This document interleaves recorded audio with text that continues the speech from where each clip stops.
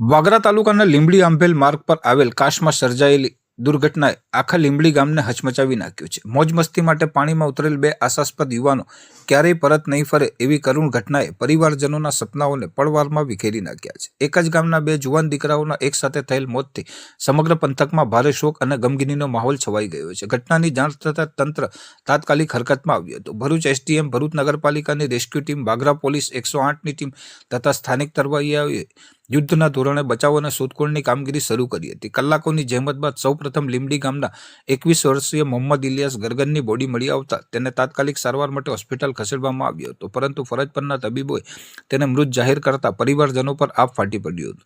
તો બીજી તરફ લાપતા 20 વર્ષીય તબરેજ મુબારક પટેલને શોધવા માટે રાત્રિના અંધકારમાં પણ રેસ્ક્યુ ટીમે આશા ન છોડી હતી. ટોર્ચના સહારે ઊંડા પાણીમાં સતત શોધખોળ ચાલુ રાખવામાં આવી હતી. ગ્રામજનો પણ પોતાની તમામ શક્તિ સાથે તંત્રની મદદમાં જોડાયા હતા. દરેક વ્યક્તિની એક જ પ્રાર્થના હતી કે તબરેજ જીવતો મળી આવે, પરંતુ અંતે તમામ આશાઓ પર પાણી ફરી વળ્યું હતું. લાંબી શોધખોળ બાદ તબરેજનો પણ મૃતદેહ મળી આવતા સમગ્ર ગામમાં હૈયાફાટ રુદન મચી ગયું હતું. બંને આશાસ્પદ યુવકોના કરુણ મોતથી સમગ્ર લીંબડી ગામમાં શોકની લાગણી પ્રસરી ગઈ છે અને ગામ હિબકે ચડ્યું છે. ઘટનાની જાણ થતાં જ પરિવારજનો, સગા સંબંધીઓ તેમજ ગ્રામજનો મોટી સંખ્યામાં વાગરા આરોગ્ય કેન્દ્ર ખાતે દોડી આવ્યા હતા. આરોગ્ય કેન્દ્ર પર ભારે જનમેદની ઉમટી પડતા કરુણ દ્રશ્યો સર્જાયા હતા. પોતાના વહાલસોયા યુવાનોને ગુમાવવાના દુઃખમાં પરિવારજનોના આક્રંદથી સમગ્ર વાતાવરણ ગમગીન બની ગયું હતું.